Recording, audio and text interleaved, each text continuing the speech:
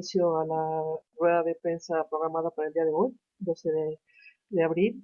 Nada más recordándoles que después de la intervención hay una ronda de preguntas y respuestas para que igual por chat, si nos quieren ir escribiendo para irlos este, enlistando. Y sin más, le dejo la palabra al señor Emilio Gálvez y Casa. Gracias. Gracias. Buenas tardes. Bienvenidas, bienvenidos. El día de hoy, en Ginebra, Suiza, fue presentado el informe del Comité contra las Desapariciones Forzadas de Naciones Unidas como consecuencia de la visita que realizó a México. Es una visita, la primera del comité, y que, acorde con el derecho internacional de los derechos humanos, hace un escrutinio de la adscripción de México a la Convención Internacional contra las Desapariciones Forzadas. Es un primer reporte que establece una serie de conclusiones, algunas de ellas preliminares, otras recomendaciones y otra serie de valoraciones muy importantes en materia de esta dramática crisis que se vive en México. Este comité visitó 13 estados en la República Mexicana y se entrevistó con una enorme diversidad de actores. Se entrevistó con actores del Estado mexicano, con víctimas, con especialistas, con colectivos y con visita en territorio. Este informe separa los hallazgos, pero quiero mencionar algunos por su importancia y su trascendencia. Y en particular para el Senado de la República, no solo responsable de atención de la política exterior, sino de seguimiento al trabajo en materia de organismos internacionales y en materia de derechos humanos. Habremos de darle un seguimiento muy puntual, muy específico, muy cercano a las recomendaciones que este comité acaba de emitir al Estado mexicano. Por principio, lo que tenemos que establecer es que el comité subraya la permanencia de la crisis, no solo de derechos humanos, sino la crisis de desapariciones en México. Establece claramente las consecuencias de la acción del crimen organizado como factor para la desaparición de personas, pero también establece con mucha claridad la participación de autoridades o de agentes del Estado en la Comisión de Desapariciones Forzadas. Subraya que esto puede ser también producto de la omisión o de la aquiescencia, es decir, que permite que esto sucede. Esto es un hecho importante porque quiere decir que el Estado mexicano tiene una responsabilidad por no hacer, es decir, por no evitar que esto sucede, por castigar a quien esto cometa o incluso en algunos casos con la participación activa en materia de complicidad por algunos agentes estatales. De hecho, el comité estuvo 12 días en México en su visita. Durante esos días se desaparecieron en nuestro país a 112 personas. El comité lo subraya en su informe. Durante la propia visita al comité, más de 100 personas fueron desaparecidas en México.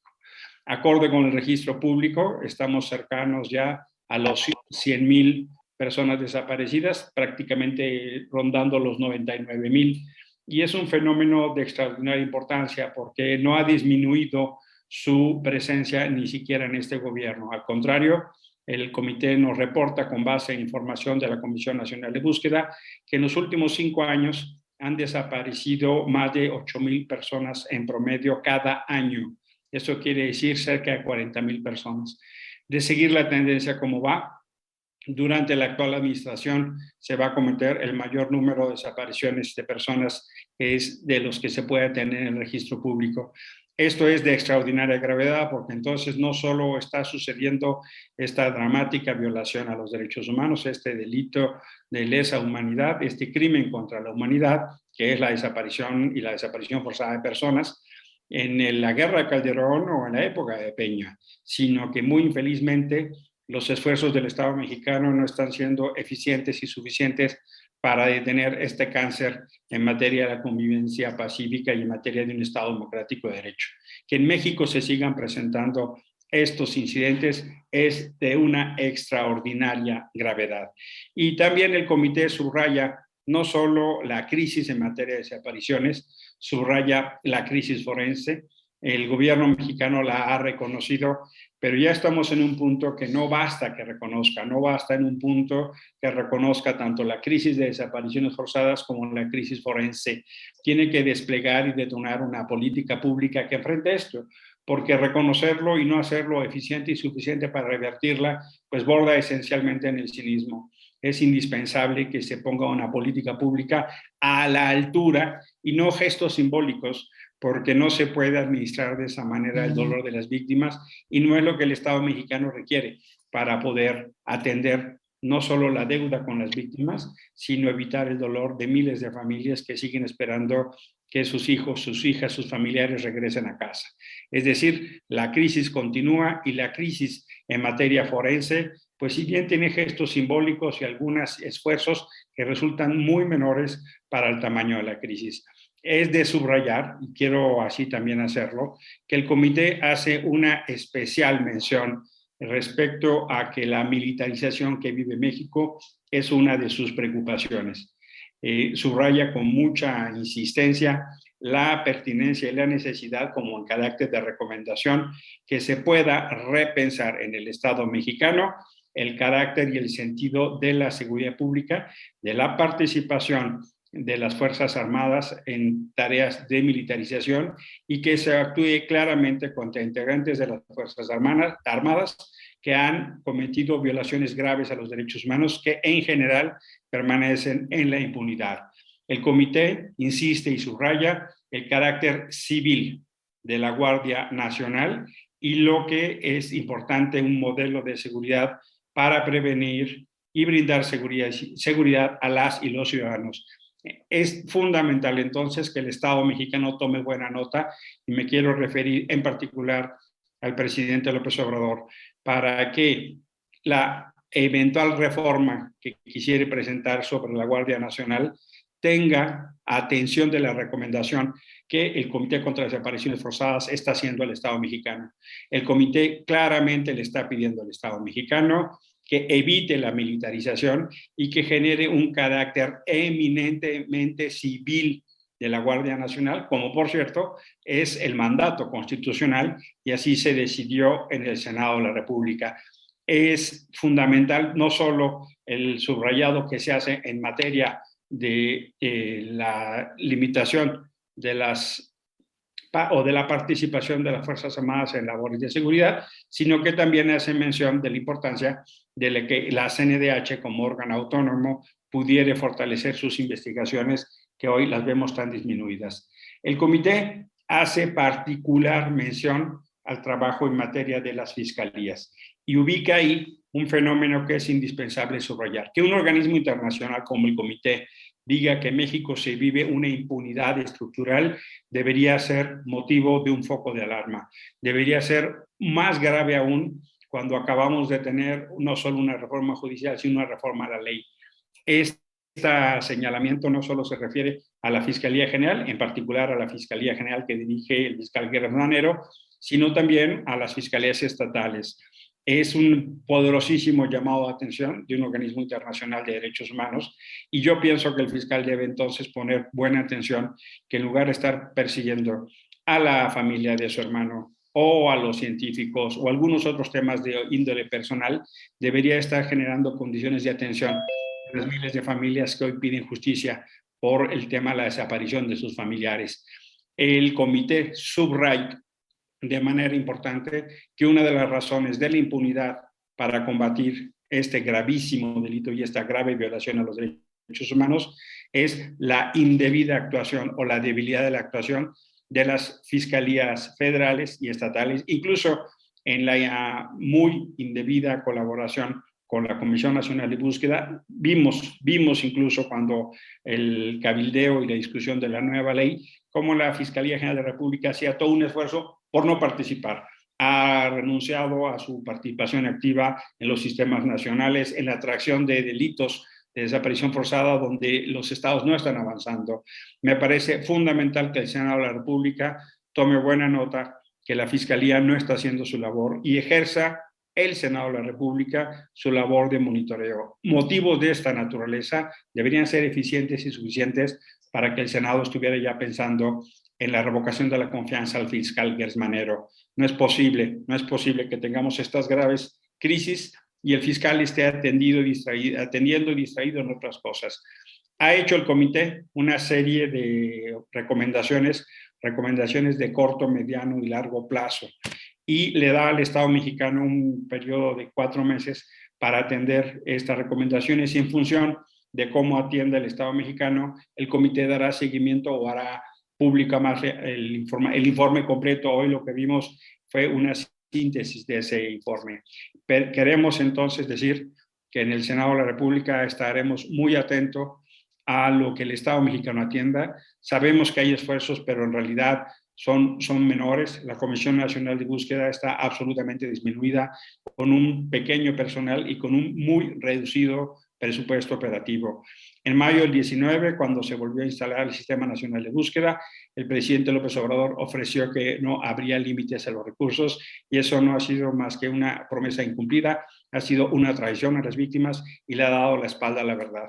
Los recursos de la Comisión Nacional de Búsqueda son realmente pírricos, tiene un personal extraordinariamente reducido y se necesita recursos y política pública al tamaño de la crisis de un país que tiene hoy más de 3 veces las personas desaparecidas durante la dictadura argentina.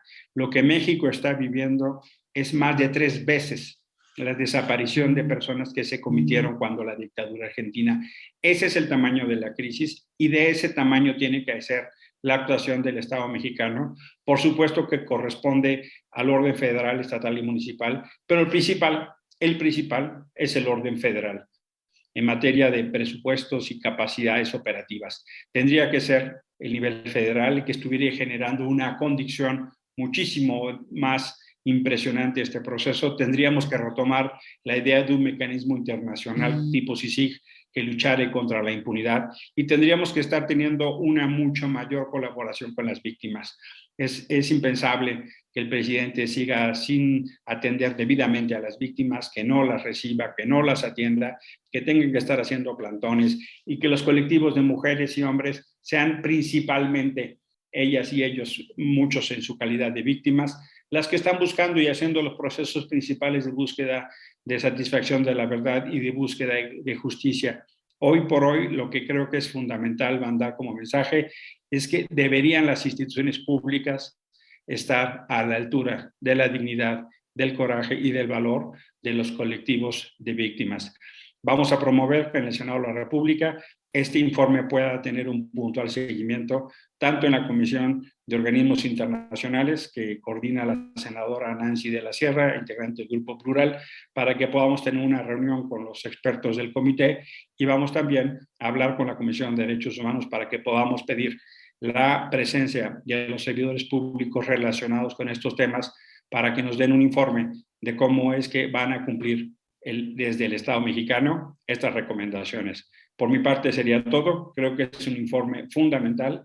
Todas y todos aquellos interesados en la labor de derechos humanos estamos obligados a conocer este informe, y termino subrayando una advertencia importante que hace el comité.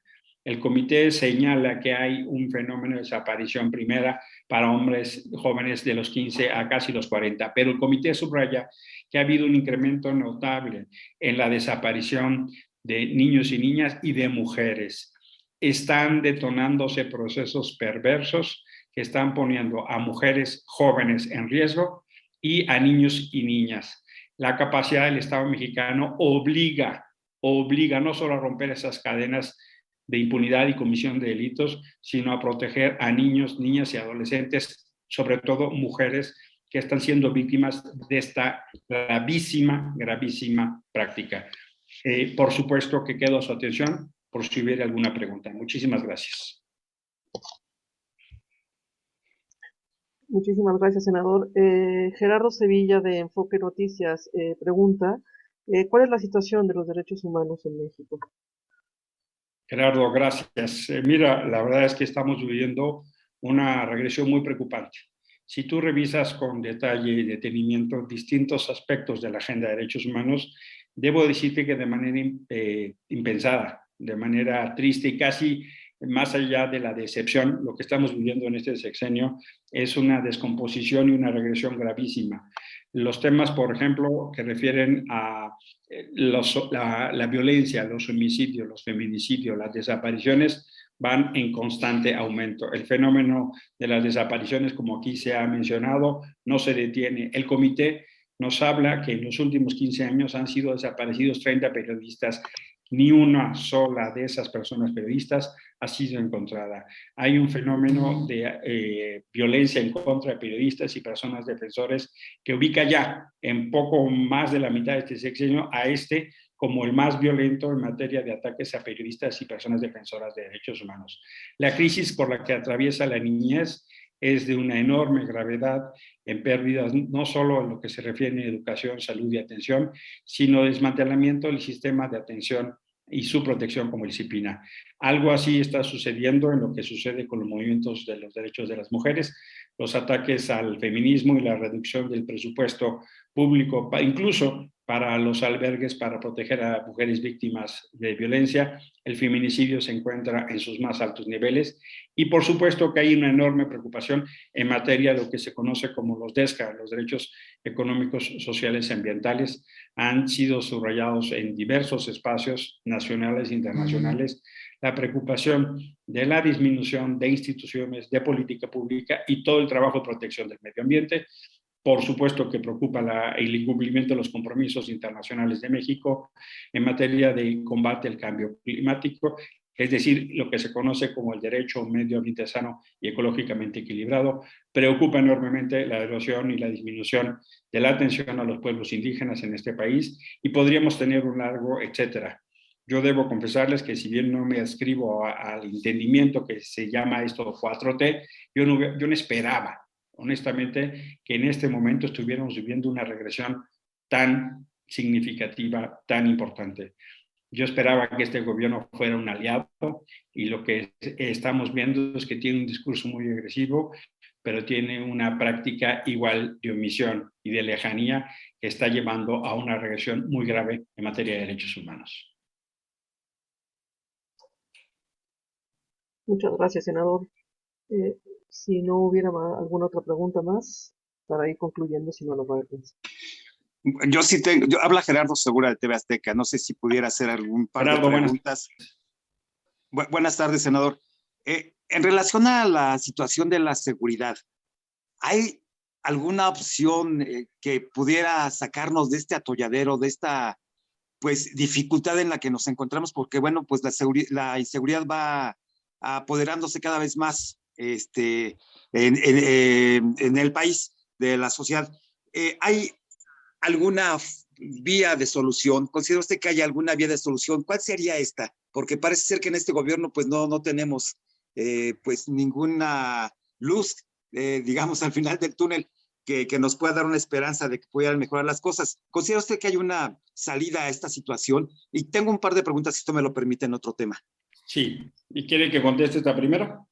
Por favor, si fuera tan gentil. Gracias. Mire, justo la semana pasada presentamos un paquete de 10 reformas constitucionales en atención a presentar un modelo de seguridad ciudadana y democrática.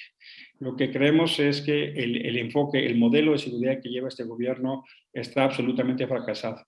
Es para mí muy impensable, es muy inaceptable esta condición donde lo que está haciendo el actual gobierno es darle la razón al modelo Felipe Calderón, un proceso de militarización. Para mí es impensable, porque el presidente actual, el presidente López Obrador, sistemáticamente se opuso a la participación de los militares en labores de seguridad pública. Y lo que ahora tenemos es que los militares no solo están en labores de seguridad pública, sino tienen una presencia en todo tipo de orden. La violencia se ha incrementado y ese modelo está fracasado. Optamos en el Senado de la República por establecer un transitorio para que en 5 años se pudiera fortalecer a las policías civiles, profesionalizarlas y capacitarlas. Llevamos 3. Lo que va a pasar es que si sigue la tendencia como va, López Obrador nos va a decir que el ejército no puede regresar a sus cuarteles como había prometido. Lo que va a pasar es, como nos dijo Peña y como nos dijo Calderón, es que la gente quiere al ejército en las calles.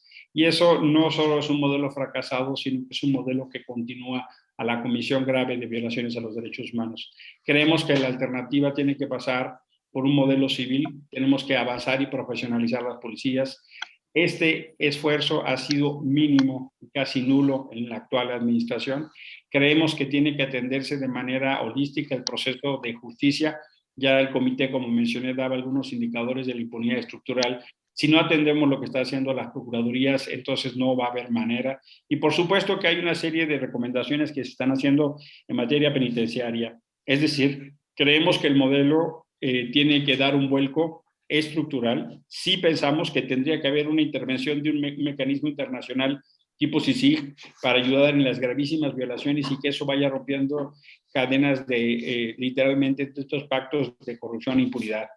Pensamos e insistimos en que esta reforma constitucional no solo es una alternativa a la militarización de la Guardia Nacional, sino un modelo de visión de Estado en materia de seguridad, y no podemos renunciar a esos niveles de violencia, no podemos renunciar a cerrar los ojos y voltear la cara cuando estamos viendo que en muchos lugares se está acelerando la violencia de las redes de macrocriminalidad. Lo que está pasando en lugares como Guanajuato, Michoacán, Chiapas y Veracruz es realmente de alarma, sin mencionar algunos otros lugares de la República. Hay espacios donde el narco cada vez controla más territorio, y si seguimos como vamos, lo que va a pasar, Gerardo, es que vamos a tener entonces una herencia de un narcoestado militarizado y autoritario. Eso no solo no genera más seguridad y más derechos, al contrario, genera mucho más violencia y mucho más miedo. Senador, ¿y tienen ya alguna fecha establecida o algún acercamiento para analizar cómo se llama todo el trabajo de la Guardia Nacional? Creo que todavía no tenían alguna fecha, ¿no? No sé si hay algún acercamiento ya para analizar este trabajo de la Guardia Nacional. Lo que usted subraya, Gerardo, es muy importante. Durante 5 sesiones, el informe de la Guardia Nacional fue bajado del orden del día. Y el Senado de la República no solo es el responsable, somos los responsables de aprobar el informe, sino de revisar la estrategia.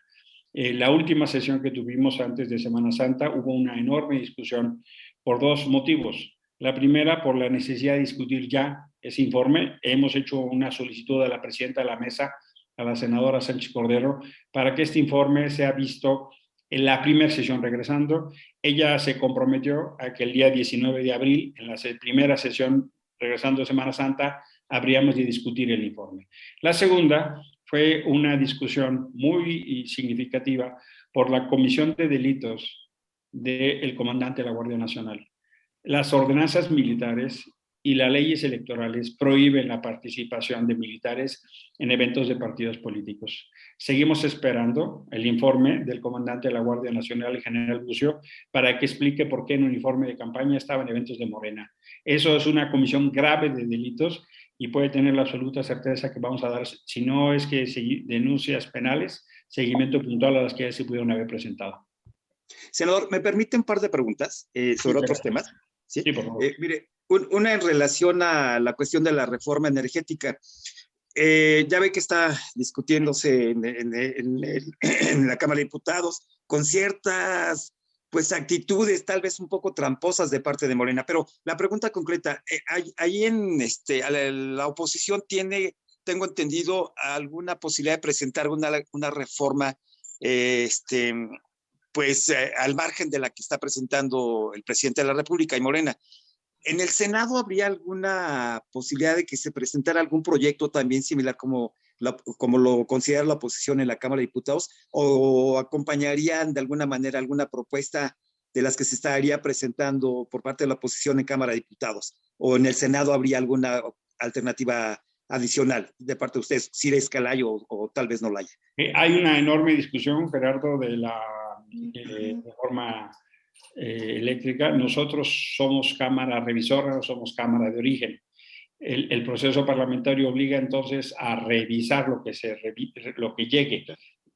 Lo que hemos dicho es que si no hay voluntad de construir una política de Estado, que significa construir acuerdos entre todas y todos, y la atención no solo de los compromisos ambientales y la generación de un modelo que sea, generemos energía limpia, generemos negocios limpios, generemos un modelo de energía con justicia social y atendamos los compromisos internacionales de México, eso nos puede llevar a generar un gran FOBAPROA internacional.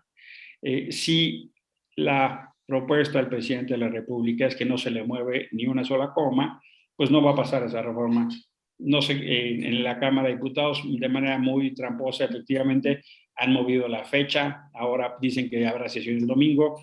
Ojalá que no intenten hacer un encierre del Senado para que no puedan entrar legisladoras de oposición. Eso sería una derrota ética brutal, porque eran las más viejas prácticas del PRI, ¿no? Para evitar que se pudiera sesionar. Yo espero que los compañeros de Morena tengan memoria histórica y no recurran a una práctica que traicione su lucha. Esperaría una discusión abierta, tolerante, respetuosa, sí fuerte, pero sobre todo lo que esperaría es que hubiera voluntad de construir un acuerdo. Si la voluntad es no moverle en una coma, esa reforma en realidad no es una propuesta de reforma. Es un instrumento de campaña política, no es un instrumento de política pública. En el Senado sí hay discusión, le hablo por el Grupo Plural. Nosotros mismos estamos en la discusión de poder hacer adendas o modificaciones a lo que venga de la Cámara de Diputados, si es que hay voluntad de construir un acuerdo. Si no hay voluntad, pues lo que va a pasar es que nuestras propuestas no van a prosperar, pero tampoco habrán los votos para la modificación constitucional. Le anticipo que en el Senado de la República se ha dicho con mucha claridad, si no le cambian una coma, no van a tener nuestros votos. De acuerdo, senador, y agradeciendo su gentileza y su amabilidad por su tiempo. En relación al INE, pues sigue el golpeteo de alguna manera. Tal vez no valga la pena ni mencionarlo, pero por ejemplo, Epigmenio Ibarra hoy acusa al INE de no informar sobre la revocación de mandato. Parece algo perverso, pero la pregunta también concreta sería, ustedes cerrarán filas desde luego en la defensa de esta institución y bueno, pues tenemos entendido que no pasará nada que pudiera lesionar pues la estructura básica del Instituto Nacional Electoral, ni una reforma que pudiera pues atentar contra el instituto. Yo creo que Epigmenio Ibarra, Mario Delgado y otros están procesando su frustración. Yo creo que esta farsa que se hizo el domingo fue una gran derrota. El presidente perdió más de 15 millones de votos de apoyo. Y entiendo por qué están preocupados. Y en lugar de entender en qué se equivocaron, buscan indebidamente culpar al INE. Yo pienso que ahora deben darle 2 vueltas a su intento de sabotaje. Si hubieran generado las condiciones para que el INE pudiera instalar las casillas, si hubieran dado el presupuesto que se requirió, si hubieran dejado de atacarlo, pues tal vez el resultado hubiera sido otro. Hoy es el que es y tienen que asumir el costo de sus errores y de su soberbia. La verdad es que tienen motivo para estar preocupados. Con el 82% de abstención, 82% de abstención, y con la pérdida de la mitad de votos de apoyo al presidente, pues la verdad es preocupante. Teniendo todo el aparato, teniendo el gobierno federal, 18 gobiernos estatales, la violación sistemática de la ley, quisieron modificar la ley, atacaron las autoridades electorales, usaron recursos públicos, difundieron de manera ilegal en todo tiempo y querer culpar al INE, pues no es más que un espejito distractor y es esencialmente la explicación de su derrota, de su fracaso y de su frustración. Ninguna, y lo digo con claridad, ninguna reforma que busque debilitar al INE va a pasar. Eso creo que lo tienen claro y no es más que discurso para calentar la tribuna. Nada que signifique que el gobierno organice las elecciones va a prosperar. No vamos a permitir regresarnos a los tiempos de Díaz Ordaz o a los tiempos de Bartlett como secretario de Gobernación. Eso no va a pasar. Muchísimas gracias, senador. Muchas gracias a usted. Pues no hay ninguna otra pregunta. Terminamos esta rueda de prensa, agradeciéndoles a todas y todos estar aquí. Muchísimas gracias. Muy buena tarde. Que esté muy bien. Buena semana. Igualmente, muchas gracias.